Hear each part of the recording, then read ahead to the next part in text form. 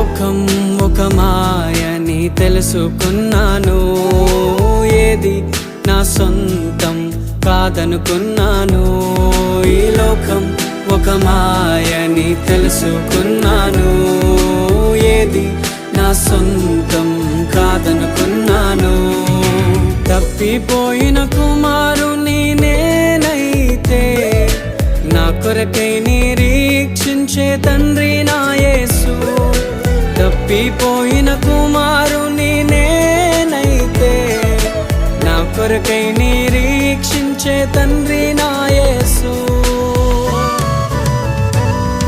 ఈ